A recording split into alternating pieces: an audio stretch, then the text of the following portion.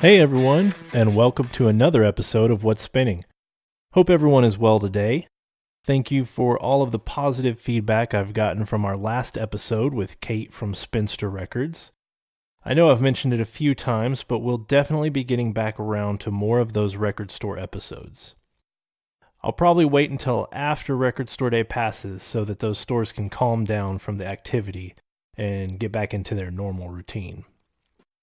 Have you checked out our YouTube channel? If not, I don't blame you because up until now, it's just had video representations of these podcast episodes. I know, boring. But I'm going to try to put more content out there, and that will start this week. I'll be putting up an unboxing video of a Spin Clean complete kit. And then I will be following that up with a podcast episode reviewing the Spin Clean. I'll probably get that out this Friday, so keep an eye out for that. Or you could just subscribe using your favorite podcast app, and then the episode will be delivered right to you. Forgot to tell you about my recent spins. So I've been in the M's lately. It has taken me to some lesser played items in the collection. One of those is Welcome to the Real World by the band Mr. Mister. That one is a 1985 release and contains the radio hits Kyrie and Broken Wings. Oddly enough, those tracks are kind of buried on this album. Usually you'll see a big single as the opening or closing track on an album or leading off side 2, but those are both side 2 songs on this album, and not only that, but they're like songs 2 and 3 on that side. So they're not even leading off the side. It doesn't really mean much in the long run, but it's not something you see that often. Another one I played just a bit ago was the 1976 album Fly Like an Eagle by Steve Miller Band. I had forgotten how much I liked this one. My parents had this one on cassette, which of course I ended up snagging. I love the cover on this album. It's got like that 70s orange coloring to it, and Steve Miller's playing a left-handed Strat that's strung upside down. I guess he was trying to mimic what Jimi Hendrix had done to make a right-handed guitar work for himself. Okay, so today's show. First, it's a long one. Secondly, I had a bit of equipment problems right before I went to record, so I went to a backup plan, which unfortunately didn't sound as great, but aside from that, it was a great chat with a great guest, Doni Blair. Doni and his brother were in one of my favorite bands, Hagfish, which I know I've mentioned more than once on the show.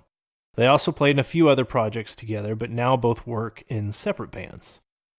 Zach moved on to his current role as the lead guitarist in the band Rise Against, and Doni is now the bass player for another of my favorite bands, Texas's own Toadies. So, without wasting any more time, here you go.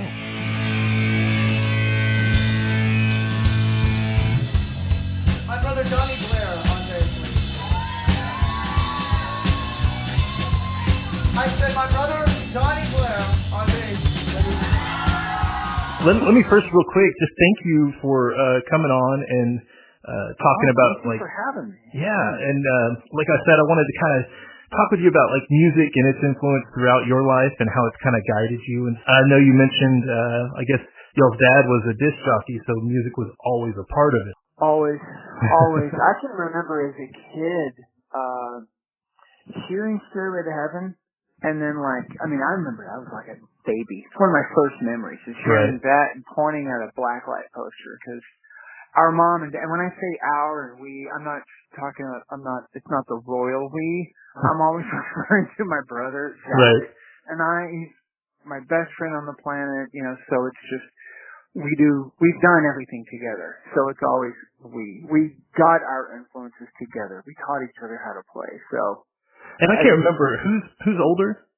I am like 18 months. So we're kind of a little past Irish twins, but considered it pretty much Irish twins. Yeah, I mean, we always shared a room. Clothes are always the same size. Even now, we can do that. So it's just, and if I go out and visit him or he visits me, we still share a room. So it's just normal. Right. Yeah, he's my best friend on the planet. We don't have that relationship that a lot of brothers have, like the Gallaghers or the Robinsons or anything. I mean, we've had our fights and we argue, all the time about small stuff. Like, no, it didn't happen. Yeah, it did. No, it didn't. Yeah, it did. So we've gotten in our dust ups, We've gotten, we always used to wrestle. We would fight all the time with each other, but it's always over with within 5 minutes. And those were few, very, very few and very far between. I just got off the phone with him not but an hour ago. We talked every single day. But it's like we're not in the same band anymore. All other than Hagfish, but Hagfish, we'll do what we can here and there. Right. But, we have to talk all the time. I mean, like today's discussion was about watching The Dirt. Zach and I whenever Stab the Devil came out, we were like, yep, that's us. Boom. It did it. My dad brought home, Too Young to Fall in Love. He got the 7-inch. That's the single, of course, from the radio station. He goes, do you boys want this? Like, yeah, Dad. So we got the record, and we were stoked, and then whenever Theater of Pain came out, we went to a Kroger, and my mom bought, dinner, and she was like, what do you boys want, hamburger helper? Yeah, can we get this record too? Yeah, I don't care. I was talking to my wife just the other day about buying music at the grocery store, because I remember buying like some cassettes and stuff there. I was like, do you remember that? And she was like, I don't remember that. She wasn't born until like 1980, so just enough of a difference to not remember some of things. There is, yeah. You can get everything at the grocery store in Texas. You know? I mean, it's just. This is a Kroger. The Piggly Wiggly had all of the good comics, but the Kroger, that one had like the album section. So we were really stoked on that one, Y'all aren't in the same band now, and I know that throughout time y'all kind of done projects together a lot. So is that kind of difficult to not be working on the same stuff now? Yeah, it is. It's because we both share music with each other all the time. I mean, I'll send him Toadies demos, I'll play him stuff that we're working on, he plays me, stuff for Rise Against or Dracula's that he's working on. And so that's kind of how we get our yah-yahs out about that whole thing. Like, check this out. Like, whoa, that's amazing. Or this. Or we'll play each other things or show each other new things we've got. And that's kind of how we just dip our toes in there. I mean, and there's the occasional Hagfish show here and there, and we're trying to wait and see. In the future, we want to do something together and just find a couple of people and just do the exact thing that we want to do. God only knows when something like that will happen because we're both so and we're both making new records this year. Yeah. So his other band, Dracula's, got signed to Dine Alone Records. They're putting out their second record, which is just amazing. It's the best thing that's done. And I say that, and I've made how many records with him? Right. It's better than anything he's ever done with me, quite honestly.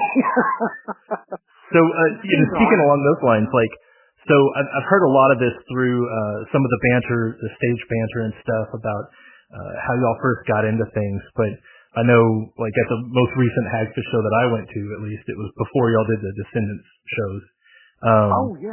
But I think y'all had talked about going to an all concert and really maybe that was kind of the point where it clicked, this is what we want to do, or? Yeah, well, when we were younger, we kind of I bandied about with other things as kids do in high school, Zach never had any other ideas in his head about what he wanted to do with his life. Never. Ever did he waver from that. From the minute he got a guitar, it was, I'm doing this forever, Right. And that's been... I think he was 9 when he got his first guitar, Wow. And, and his dedication to it and focus has never wavered. Maybe I should give it up. Not that kid, man. And in high school, I was kind of thinking, maybe we'll do this or that. He goes, dude, screw that. We're going to play in a band. We are? Yeah, dude. All right.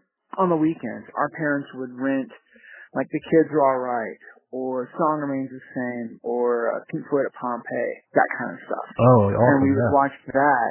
And, as we were in Sherman, we couldn't get to go to a lot of cool concerts. Yeah.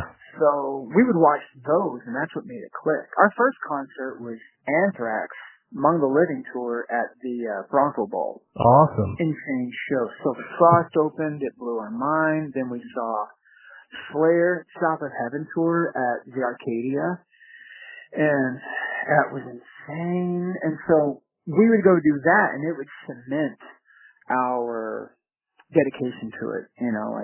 Well, this is just basically homework. We're figuring out what we need to do. Yeah. We did go see the first time we saw them, we had just started Hagfish. We hadn't been a band that long at all. Okay. And we went and watched them, and we were coming from bigger shows, like going to see stuff at Fair Park, Coliseum and stuff, and paying for the cheap seats, and then when the lights go down, you have to sneak, stop, drop, and roll over that little lip. If anyone is listening to this and has been to a metal show or anything, they know what I'm talking about. We would pile up and start as soon as the lights went off, we would just drop. And one of them, we saw Anthrax, Exodus, and Halloween on a Headbangers Ball tour, right? Oh, wow. And me and my brother and our best friend, Billy James. Well, we all hated Halloween. They were horrible. Like, what the hell is this crap, And so we had already dropped. We had already paid for really cheap seats and then dropped so we could get down on the floor and get closer to the show. And we're there, and we see, in between Halloween set, and we were looking around, Billy and I are, for my brother. And these guys that were bigger than him had picked him up and were making him crowd surf, right? So they have him on top of him, and the singer from Halloween sees Zach, and he goes, "Hey, everyone, this is great. How about you, kids? Have a great time." He points right at Zach. This place is packed. It's like 10,000 people, whatever fits in there, Yeah. And everyone's screaming, and he goes, "Hey, how about you, kids? You have a great time," being cool and like rock and roll. And Zach looks at us, gives him the bird, and goes, "Fuck you, man." Bodyguard, and the stage guys grab him and throw him out of the show. Oh, man. I was bummed that he missed it. He eventually got back in, but I thought he missed it. But at the same sense, I was like, good. I'm glad he told that guy to go fuck it. They sucked. But we would see those shows, and then, we finally started going to punk rock shows. Like, whoa, it's the same intensity, but you can get right there to the dude. You can see them. You can go meet them. So that was a huge defining moment of punk rock, just to see that. And we had already been into punk rock, but just seeing it firsthand, that was a mind blow, Sure. That brings you down to earth, I think, because if you only do that big stage stuff, it's almost detrimental, I don't like it. Punk rock especially, like the Ramones, that and the Descendants. And Zach and I got into them about the time that our dad was dying. That was they were pretty much one of the only things that would just put a smile on my face and go, oh, everything is going to be okay. You can't be in a bad mood listening to the Ramones or the Descendants. You just can't do it.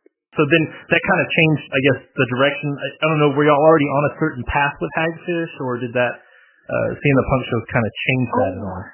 No, we were on that path. We had our original drummer and our original singer. There's a guy named Banning Line on drums, and another guy named James Newhouse, who unfortunately died in a car wreck a few years later. And we were more fast.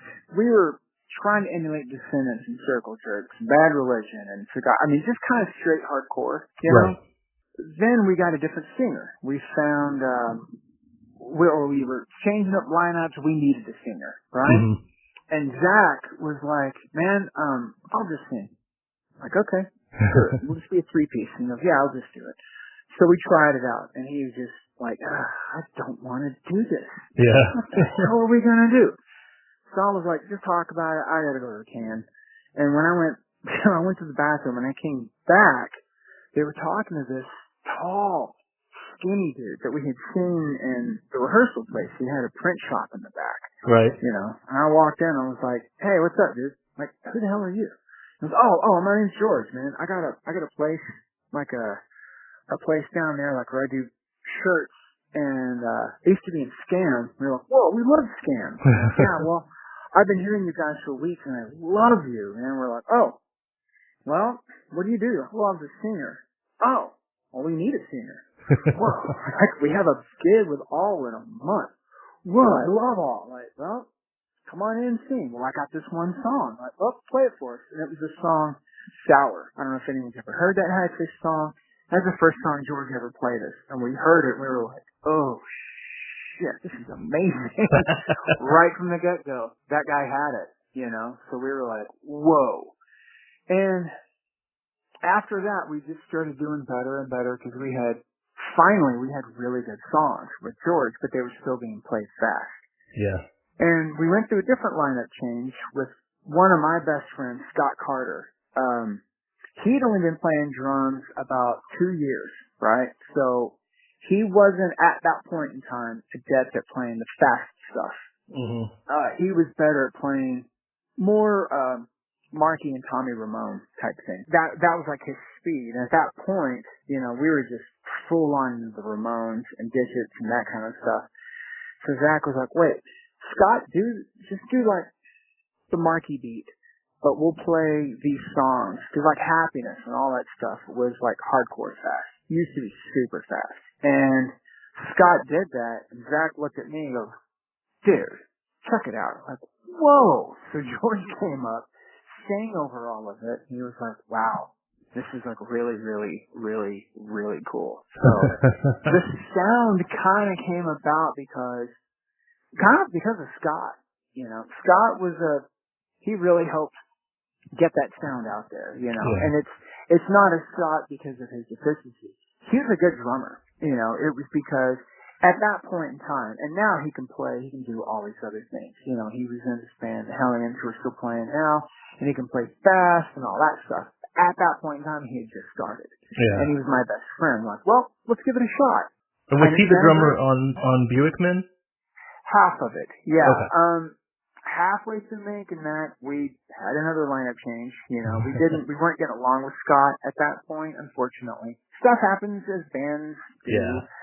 And and the guys from Dragon Street hooked us up with Barsati. And Zach and Tony had already known each other.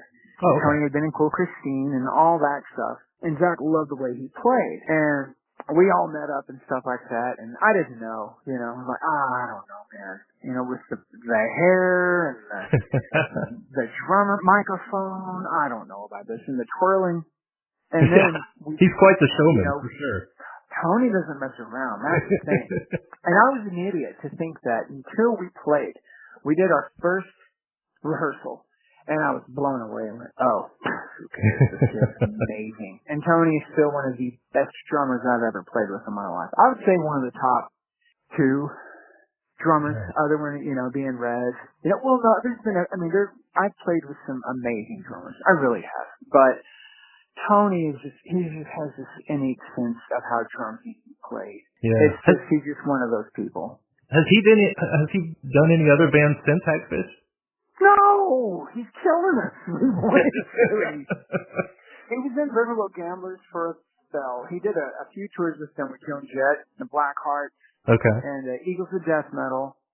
And Tony just doesn't, like a lot of us, we have to go out there and play. Tony doesn't need that. He loves to do it, and he's great at it. It's just, he's like, I will if I want to. Once he started playing with Hagfish, and then we had George, that's when shit really started happening, because we had his ideas, the way he does things, him and my brother and George feeding off of each other. That's what made that band what it was. You know, the songs, and then the live show, and all of them. I mean, I was as much of a spectator as anyone else, quite honestly. Like, I'm just playing 1, 2, 3, 4. I'm not a big part of this thing. I'm watching these 3 idiots do their thing. Yeah, those live shows, they were, I always try to tell people, you've got to get to a live show, because just Zach and George going back and forth, I said, you know, it's as much a comedy show as it is a rock show. Thank you. That was our point. You know, you let Zach just go off unfettered and put him in front of a crowd, even, I told people this before, and it's my favorite story of us. We were opening for The Offspring, and it was like 97 or so. Okay. They were touring on the record after Smash. So we're like in Memphis, and for anyone in Tennessee that might get offended, I apologize. It's me, but these people didn't care who we were. They didn't care about these four goons in suits. They were booing us. They kept yelling, keep them separated, get the hell off the stage. And George was trying to tell people, like, no, man, it's, you guys are pretty cool. And Jack would look at him on the mic and go, no, those are not, these people suck. You guys suck. I hope you all know that. You're one of the worst audiences I've ever been in front. I know, yeah, you're horrible. You're fucking horrible. He didn't care. So finally, we kept trying to play some songs, and then he had it. Jack's not that kind of person that kowtows to the crowd, as you've probably noticed. He's like, nah, I'm not here for you. You're here for me. So he's had enough. I can see it in his face. He looks over at me and goes, watch this. I was like, oh, don't do it, whatever the hell you're going to do. He goes, hey, everybody, I'm going to tell you a joke. Now, Boo, shut up. I'm going to tell you a joke, and then we're done. We got shit thrown at us because of the joke. Oh, man. Okay? But after that, we turned it around and got an encore. It's kind of like they were like, oh, these guys don't care about us. They're going to play and do their thing anyway. And I think if you face a crowd down, like, look, it doesn't matter what you do. Like, we were going to be there playing anyway. Either in our rehearsal room, like, oh, you're here and we're going to get paid. Okay, well, we were going to do this regardless, so what do we care? And that's kind of been Hagfish's whole thing. We're going to do this regardless if you people like it or not. Doesn't matter. Yeah. I don't like the fact that people will go to a show and get bummed out that they weren't entertained properly. Yeah. You know what I mean? Yeah. Well, if that's not what that band does, you don't go to a Mastodon show and expect Motley Crue, theatrics and stuff like that. And then again, you don't go to a Crue show and expect perfect technical proficiency. You expect fireworks and naked women. Yeah. That's what you're paying for. Fireworks, singing along, and naked women. That's kind of how Hagfish was. We were in between technical and fireworks and naked women. Well, and I kind of think that had to be a weird crowd at that point too. Their Offspring's second album, because they had so much radio play. So you got a mix of people who were expecting kind of a punk show and then kind of just radio songs. And it was. We had to work really, really, really hard. But that's what I love. I love going into different situations and pulling it around. I mean, Toadies opened up for Social Distortion a couple of years ago for 2 weeks. And that is not necessarily a Toadies crowd. They don't care. They want Social Distortion. It's like opening for AC/DC. Get off the stage. I want to see the main band, And a lot of them were cool with it because they knew we wouldn't be there unless Mike wanted us there. Right. You know what I mean? And Ness loved us. All of them were just the best guys. And the crowd, sometimes they were just like not into it until like third or fourth song, and we were pulling it off like, oh, well, they're not going away. Well, let's get into it. We love that stuff. We love opening and playing with bands that might not be our crowd and pulling it around. We did a show recently with Turnpike Troubadours in Tulsa. Mm-hmm. We went to it. It was rained out, basically. So we had to move they had to move the whole thing underneath the tent that held like 500 people, barely. The whole thing was packed. Wow. We go on, place explodes, We were like, wow, this is really cool.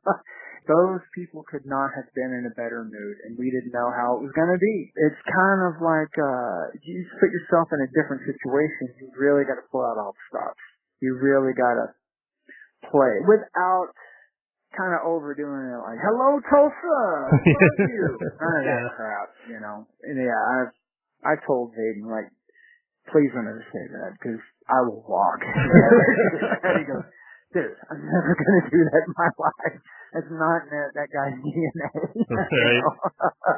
He's going to show up, play the song, play it awesome, and then we're going to get off the stage, and hopefully people will be stoked. Yeah. Well, I do want to talk about Toadies, but I first want to talk about some of the in-between stuff. I know I mentioned it in my message to you about like El Diablo, for instance. Oh yeah, like yeah. I know there wasn't a whole lot of material there, but what I've heard, I love. Thank you. That one was right when Hagfish was ending. We did that. I started my instrumental band, Mag 7, which I still have that, actually. We're going to do 3 records this year alone, I think.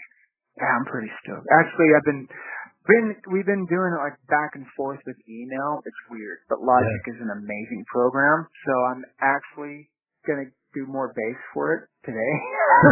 Cool. We're doing guitar tomorrow. Yeah, one of them is going to be a spaghetti western record that we're going to do. Oh, wow. Awesome. But anyway, El Diablo was Toby Bean. He had been in some bands around town, and he went out with Hagfish as our tech and tour manager. And now, interestingly enough, Toby's one of the top techs in the industry. He's done, Deftones, he's done Marilyn Manson. Now, his gig is working for Justin Timberlake.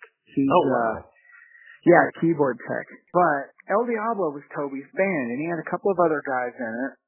And he was talking to Zach and I, and we were wanting to do something different because we've been doing Hagfish for so long. We just wanted to just shake things up, do a different kind of a band, you know. Eventually, and thankfully, we were able to get Taz. We had just encountered him, we'd been talking, and he had quit the Reverend, obviously. He was looking for something to do, and he goes, yeah, this sounds amazing. Let's do this. And from the word go, it was awesome. You know, we just had fun doing it. We did a couple of tours. We put out that 666 EP, and that was it. And I think right after that is when Zach got in Guar. And actually, though, about a month ago, Toby and Taz got together. Toby was in town. I think Justin Timberlake had a day off. Toby was in town. He and Taz got together and jammed. So I think there's talk about putting that back together. Whether that's cool. Zach and I get to do it, I don't know with what our schedules are going to be, but I think those two are definitely talking about finding some other dudes, or maybe we can do something. I don't know. But I think they want to put it back together and do something, you know. Yeah, that's cool. I mean, I liked it because at that time, I mean, there wasn't a whole lot out there like that.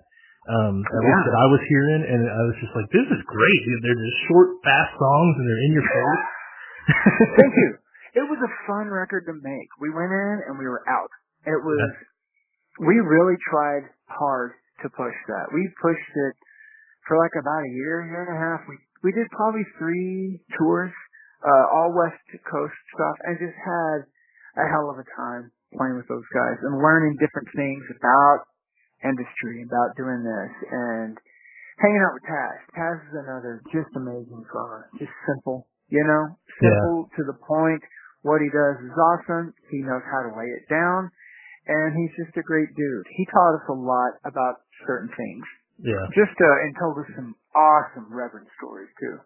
So, and then I know Armstrong, there was an album put out as Armstrong. Yeah. We're huge Jawbox fans. Zach and I are. Okay. And especially Jay Bennett is just amazing guy. I mean, just amazing musician. And Burning Airline had come out also, and it just blew our minds. So that was a big inspiration to do that whole thing. Sure. And Brad from Guar, the drummer from Guar, that's him on that record. Okay. And he is, God, is he good? Holy shit, is he so good, man. All of the people in Guar are amazing musicians. Like Zach has said, getting in Guar made his chops go through the roof because he had to wear that damn costume and play everything perfectly, you know. And he's like, I had to put on a show. I had to have that gear on and play perfectly without looking at the fretboard, you know. Right. So, and it did. It made him just a monster, man. Serious monster. And Brad, their drummer, he came out and did that record with us, and he blew Bill and Stefan's minds playing. They were like, it's insane. We can tell him to do it, and then he does it perfectly. We've never experienced this before. And then we went and toured that record on the Owned and Operated tour with Chris Webb. He played and the touring version of that. Chris was the first. He started No Doubt. He was the first drummer. He started it with Canal and that guitar player. Okay. And Gwen Stefani's brother and the keyboard player. Yeah. And Chris was like, he said he remembered one day when the keyboard player was like, hey, I think I want to bring in my sister Gwen to sing. And Chris was like, nah, dude. And so he said eventually they were playing and he goes, I'm going to quit. This is never going to go anywhere. Oh, man. I was like, sorry, dude. Yeah, let's not talk about it. Like, okay. But we tried to do that too. And actually, I had to quit that because I just had to come home. We weren't making any money. And Toby Bean actually filled in and did a tour, and so did Mark Baker, our friend that's in the Hellions now. Oh, wow. They all went and did a Canada tour, and they opened up on the last Toadies tour before they broke up officially. Armstrong opened that tour. Oh, okay. They did those 3 shows. Yeah, they had 3 or 4 Texas shows, and Armstrong opened them up. And then after that, they were done. Like, whoa. And I think Armstrong was done. We've talked about doing another Armstrong record. That's kind of what I would want to put it under. I don't know. I've discussed it with Zach. He's like, I don't know, dude. Like, I've seen a guy out in California with an Armstrong tattoo. Really? He'll come to Toadies shows. Yes, it's awesome. And he'll like, hey man, check this out. And he showed it to me. I was like, you're kidding me. No. Oh my God.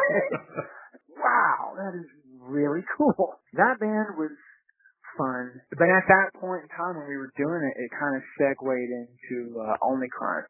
Zach had met Russ at that point, and Russ wanted to do something. Then he'd asked Zach if Zach would do it. Zach was like, sure, I'd love to do it. He goes, well, who else? And he said, I've got these guys from Bang. Zach was like, okay, cool.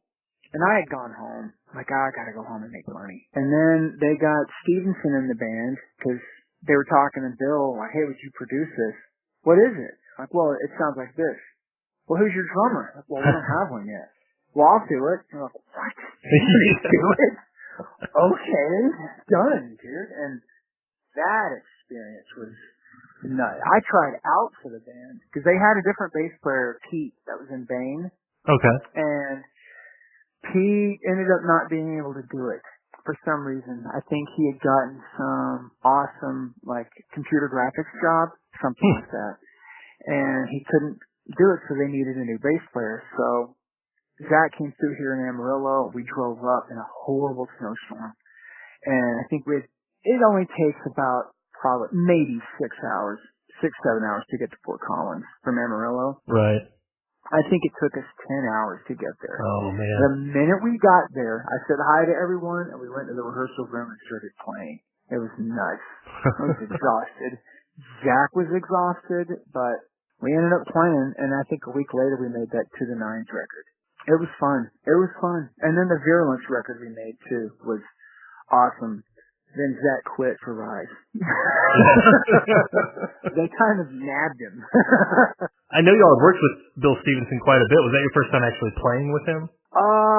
Yeah. And he's actually played on 2 Mag 7 records. He played on The Future Is Ours, and then he played on one we did called Cotton Needle, which is a jazz record, basically. Oh, okay. And it's Bill doing his best version of Bernard Purdie that played with Steely Dan. Yeah. And I think it's Bill's best playing of his career. Really? Honestly. He thinks so too. He agrees with me. He's like, dude, that's some of the best shit I've ever done in my life. It's him not doing his drum over thing. He's playing light. He's playing more jazz. It's any fans of his, listen to those records. Not because it'll help my band out, but if you're a Bill Stevenson fan, you've got to check those records out for his drumming. Yeah. Those 2 records, I listen to them not to hear me, to hear him, because the playing on them is so insane. But no, we did that. It was just weird playing with Bill, because he doesn't play like normal drummers. He has this swing thing, like Bill Ward. Bill Ward is his favorite drummer on the planet. Mm-hmm. Actually, you know who his he has, I think, probably 5 top drummers of his life. It's Bill Ward, Billy Cobham, Tommy Price, that was in Joan Jett, and Billy Idol, and Tony Barsotti from Hagfish. Really? One of Bill's favorite drummers. Yes. Every night we play, Bill watches him. It's crazy. That's awesome. He loves the way Tony plays. Like, well, but I'm used to Tony being on the beat. Bam, bam, bam. You know what I mean? Yeah. Bill is past and so behind the beat. If it's 1, 2, 3, 4, there's the punch. Bill is 1, 2, 3, 4. Yeah. You know, it's everything has a weight to it. It's all Bill Ward or it's not, or Robo from Black Flag. It's either those two or it isn't. Those are the two rules.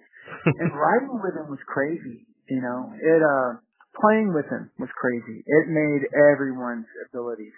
You have to heighten it. You have to be on top of it. You have to know, you know, the part, know what you're doing, play it well, play it perfect every night. Because if not, you're going to hear it from him. We're hardcore about that in the Toadies. It has to sound right. All those latest Toadie records, it's such a tight sound. I can see how that would be the mindset. Yeah, thank you. It's crazy. I didn't know what to expect when I got in. I was nervous, scared.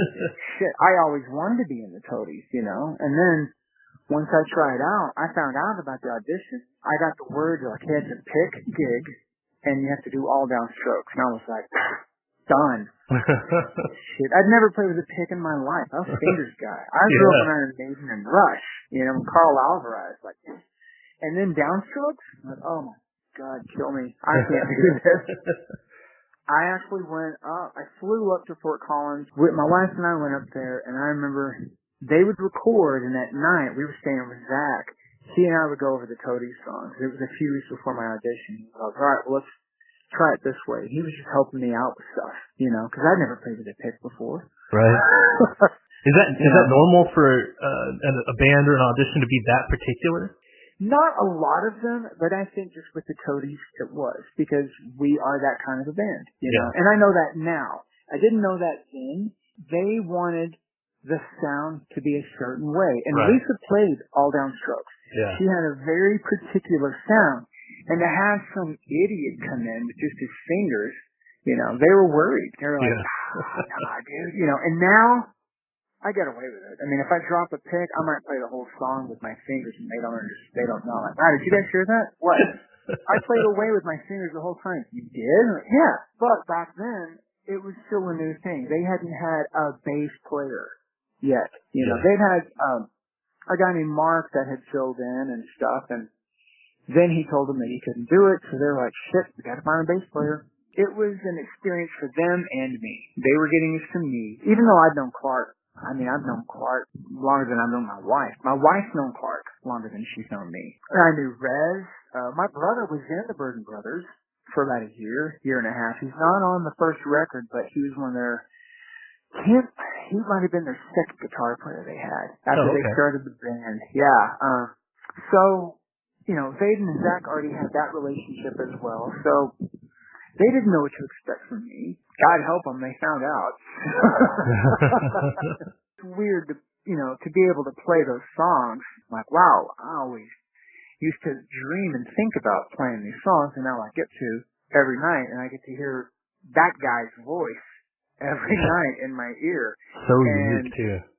It's amazing, man. When we do I Burn, he never, ever doesn't just burn it and just kill it like he's really going to murder someone. It's awesome.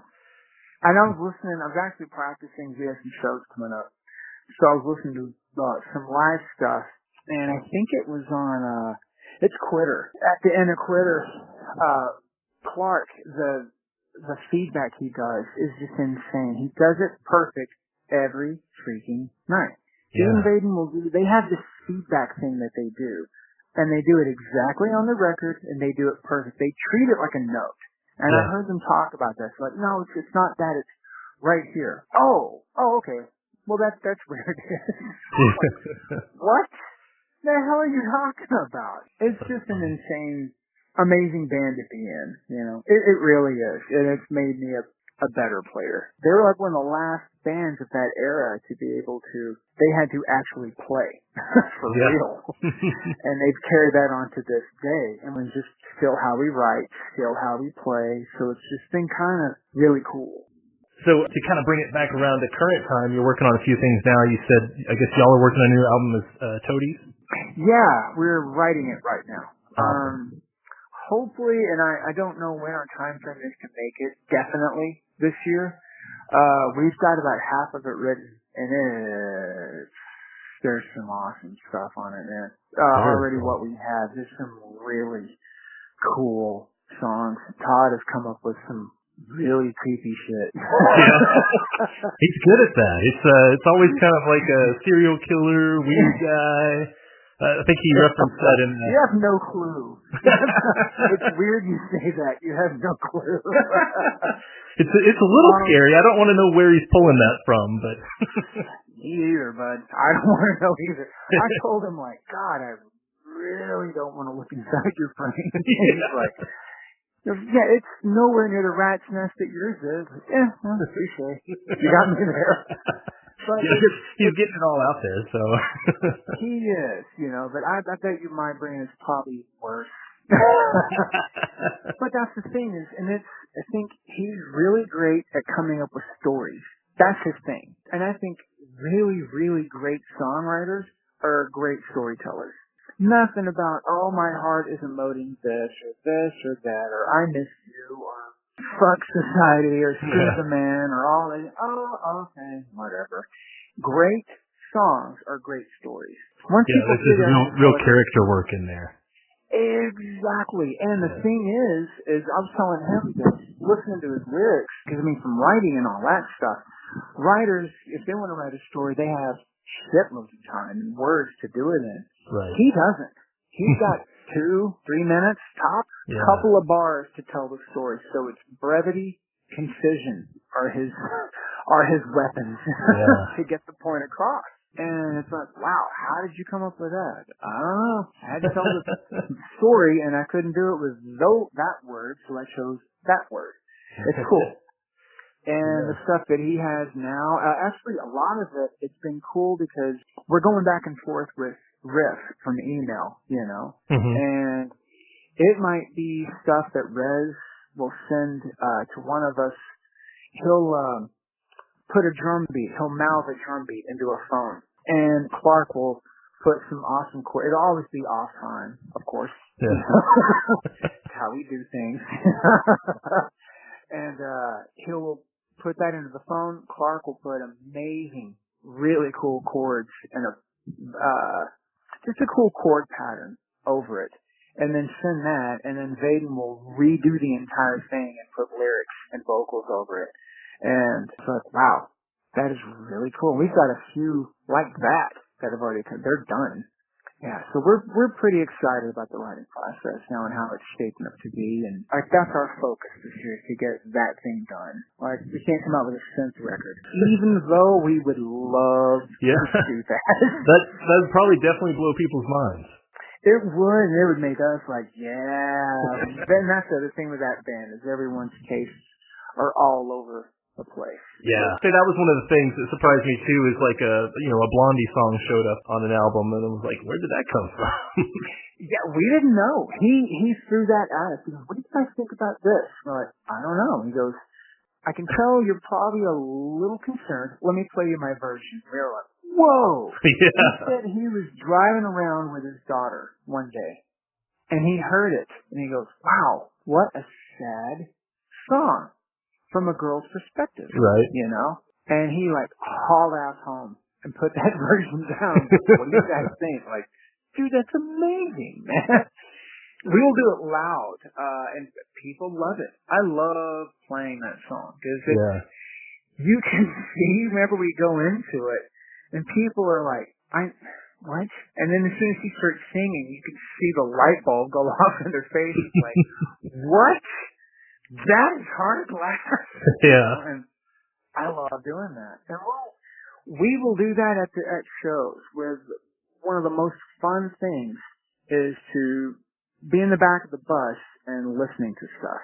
Yeah. we'll go and riding and driving and listening to just different records. Like, wow, I've never heard this. Like, what?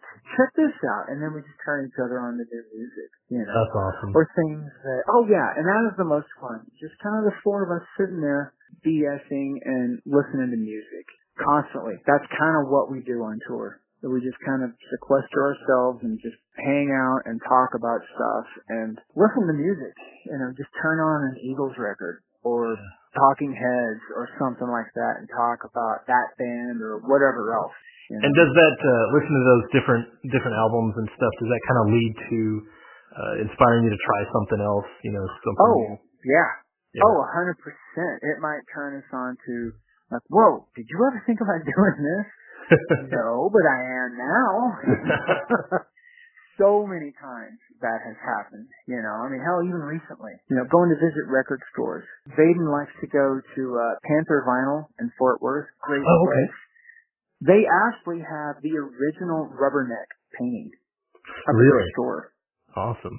Toadies fans want to go check that out, go check it out. Yeah. It's kind of cool. And while we were riding, he picked up some vinyl Vaden had, went home and listened to it that night. I can't even remember what he got, but he came back the next day with an idea. Like, I was listening to this last night, check this out. Whoa, that's awesome.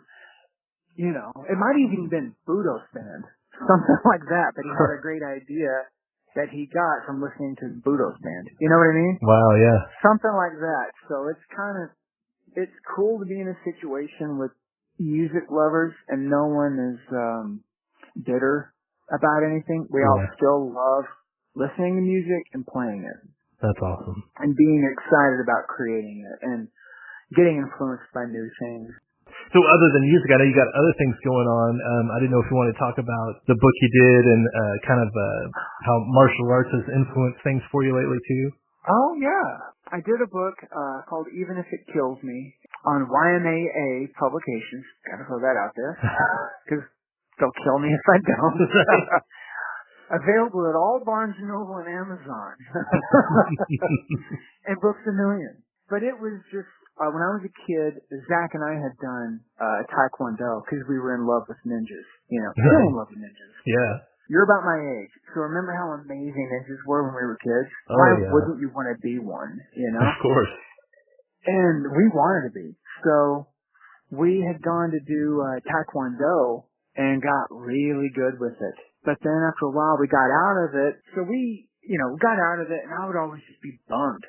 Like, again, I would see kids and guys going to, we'd play sometimes next to some dojos or whatever, and I would see these people going in, like, sucks. That guy's got, like, this awesome belt tied around him, and he's doing it, so I was just, finally, I think, like, at 40, we had some time off, It was before we did, in between Feeler and Play Rock Music, and everyone was just tired. From the time I had gotten in, after No Deliverance was done, we had just been touring and recording and touring for probably 2.5 years straight. And everyone was like, let's just take a break, please. So, like, you know what? I'm gonna go back. I'm gonna go get this done. And, that first night when I got back, I kind of had an idea, like, I'm gonna go ahead and just journal this shit. We'll see what happens, something. Just kind of in the back of my mind, like, I better do it now while these thoughts are fresh in my mind. Yeah. And eventually I was able to turn it into a book, and they put it out. And I was very, very happy. But I would write it on tour. I would practice on tour. Like, while the guys were asleep, I would be in the bunks kicking, And it's kind of a great way to control your kids and make sure it's good. Yeah, right? Bring it up, out, and not have to kick anyone. Although I did that a couple of times, I didn't mean to. But, it was just a really weird process. And I was never so nervous in my life as when my wife read it and my brother read it. Like, right. Oh, God. And a while ago, we were playing a show, and Vaden had gone on a trip with his wife. And he came back from the trip. We were talking about it. And I go, what did you do, Jeff? What did you read? Your book. Oh, God. You didn't read my book. Yes, I was scared too also, dude. I didn't know what to expect. He goes, it's really good. I guess if it's people I know that read it I start to get the sweats. Right. You know, like, oh. But I've always loved reading, and I've always wanted to try writing. And so far, response has been pretty good on it. And that's where I want to keep at it and keep doing it. And I've got one I'm hopefully going to do next about musicians and martial arts. You know, guys like myself that do it, like what drives them, how do they do it, where do they get to train? I mean, you know, anyone else out there that doesn't tour or anything, you get to go to your favorite academy or dojo or whatever, you know, and go roll with people. Same people every night, you know, but if you're a touring musician or hell, a salesman, someone that works with Intertech or whatever, who knows, but they're serious martial artists, what do? Do they work out in their hotel room? Do they go to a strange dojo in school to just get that out, you know? So that's kind of what interests me. I like to know, like, that's a whole nother commitment. And that's kind of what the next book will be about.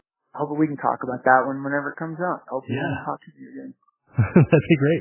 Yeah, and I really appreciate you coming on. I really appreciate you. Again, thank you so much for letting me keep talking. That's awesome. No, man, this trip through time has been a lot of fun. I appreciate you again, Richard. Thank you so much, man.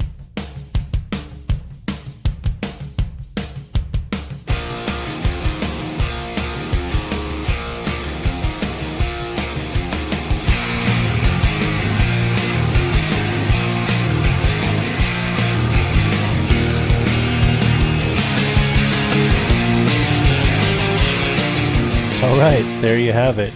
Doni Blair, bass player for a lot of bands really, but most notably Hagfish, and currently with Toadies. I hope you enjoyed that chat. It was a lot of fun for me just getting to kind of reminisce through the Dallas Deep Ellum scene, a lot of those bands. I know we mentioned a few different people there that are actually from a mix of bands. He mentioned Taz Bentley for a little bit, the drummer they played with in El Diablo.